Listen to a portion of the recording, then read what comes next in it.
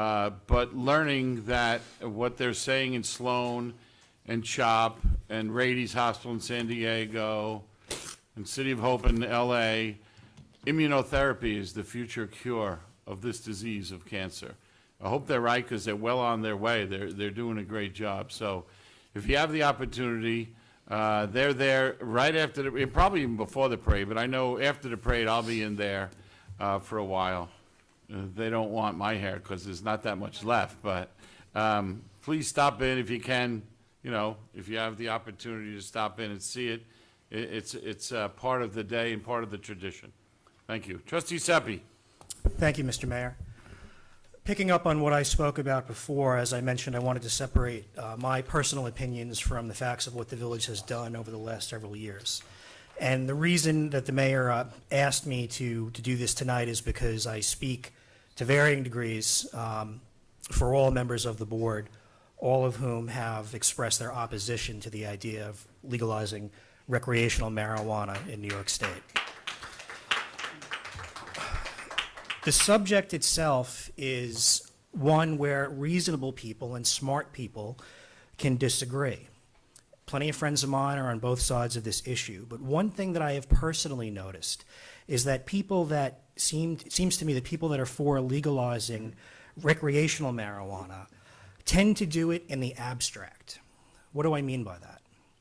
Supporters of legalization, from my perspective, seem to come at this from the perspective of the question being, should I be able to smoke marijuana for fun, for recreational purposes, if I want to? In other words, how will it affect me? And that's fair. But I respectfully suggest that rather than look at the idea in the abstract, that we take a somewhat different perspective, which should be, if marijuana is legalized for recreation in New York State, what will be the effect on my state, on my community, on my children who are of driving age, on my younger children, on my neighbors, and then on me? My perspective personally is a little bit unusual. As you all know, I've been the police liaison for this village for the past 6+ years. And I began my career in law enforcement as an assistant district attorney, during which time I prosecuted probably in excess of 1,000 drug offenses, major and minor, anything from crack and heroin to petty marijuana offenses. And you would expect somebody with that type of background to be against legalization. But my perspective is a little bit different, because part of my practice is the fact that I am a criminal defense attorney. And I have defended and represented dozens of mostly teenagers and millennials for various marijuana offenses. And despite the fact that I've stood up in court and advocated for their rights, I am here to tell you that broadly based, this proposal, this idea of recreational marijuana, of legalizing it for fun, is probably the worst and most destructive legislative proposal to come out of Albany in a generation.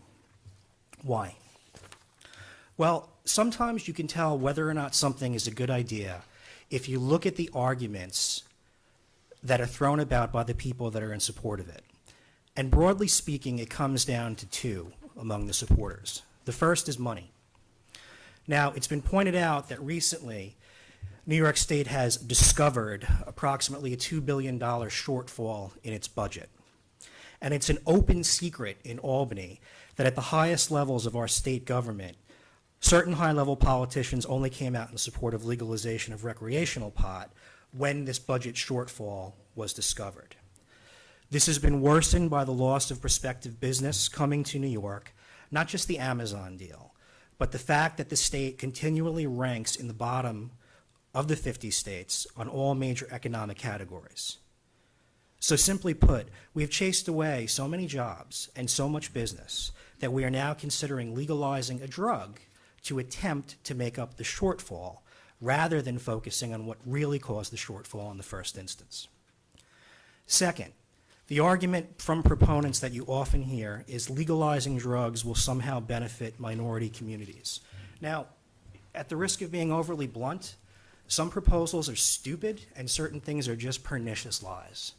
And in 20-something years of being a public servant, a prosecutor, a defense attorney, and a village official. This is probably the worst of those lies I have ever seen. This country has watched since the late 1950s as various drugs to various degrees have literally devastated minority communities, far in excess of any effect on communities like Rockville Center, but literally damaged or broken up families or caused death to varying degrees across the country.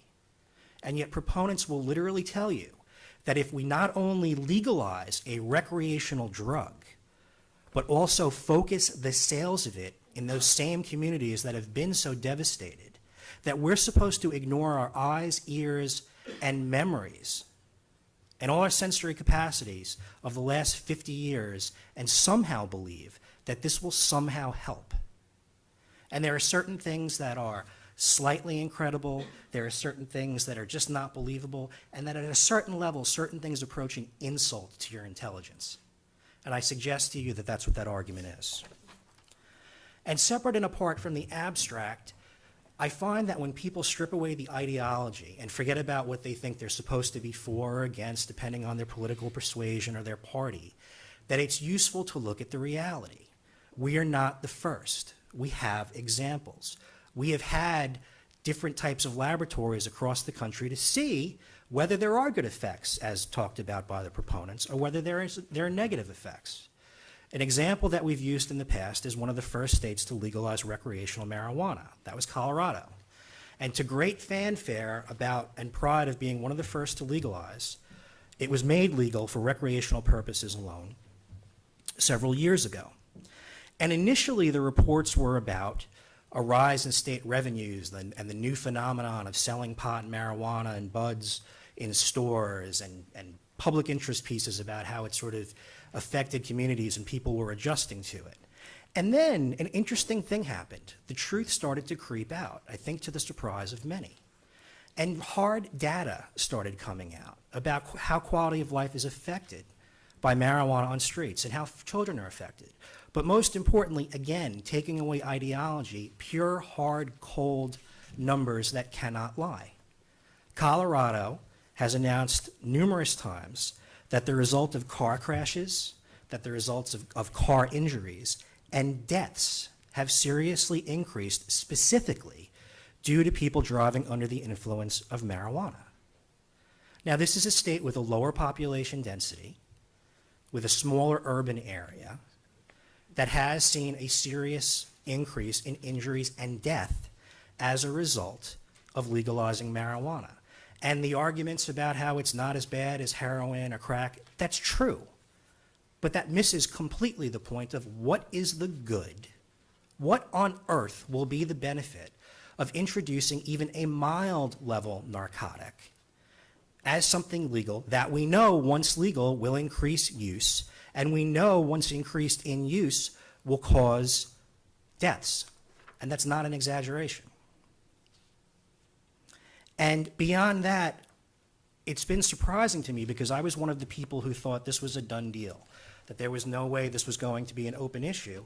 And lo and behold, and to my pleasant surprise, a resistance has started to form. And now you see news specials from various states, Colorado, California, and other places, of people that have begun to say, well, that's nice, we generated some extra tax revenue. What's the economic problem from the loss of productivity from people that are habitual marijuana users? Did anyone stop to think about that? New York hasn't. And now other studies are coming out that recognize the reality that despite a lot of the proponents of this having come of age in the 60s, modern marijuana is not what people have come to experience or knew from their childhoods or their teen years. Modern marijuana typically is genetically or chemically altered to be as much as 20 or 30 times more potent than the purely organic marijuana of the 1960s. And then there's the argument, well, this isn't a chemical substance like ecstasy or something altered like heroin. It's an organic substance. So then do we apply that logic to hashish or raw opium? There's simply, when you really peel away the emotion and the fads and the if it feels good, pass it mentality, the cold, hard facts keep coming back to the same question. What earthly good will this do for our state? And to the extent it does any good, has anyone sat down and had the courage to confront their constituents and said, yeah, here's a benefit, and here's some hard numbers on the potential downfall. So, as a village, we've talked about what we can do, but I'm sitting here really as a New York State resident to talk about what we should do. Because we all are in contact with our state and county and town representatives. And again, coming from one of the people that thought this was more or less a lost cause, I am really glad to see the size of the resistance. The fact that all of a sudden politicians who were so eager to do this are hearing from people from across ideological lines, primarily people who have lived a bit, or maybe who have kids, or who drive, to say, wait a second, think about this. So I urge you, to the extent you are in contact with your state, county, and town representatives, to urge them to find a way to resist the fad, to make a decision based upon the facts, and to find the courage to say no.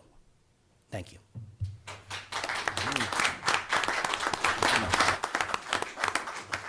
Thank you, Trustee Seppi. Ellen, which is the starter privilege of the floor. Thank you, Mr. Mayor. On behalf of the Museum Board, even though this morning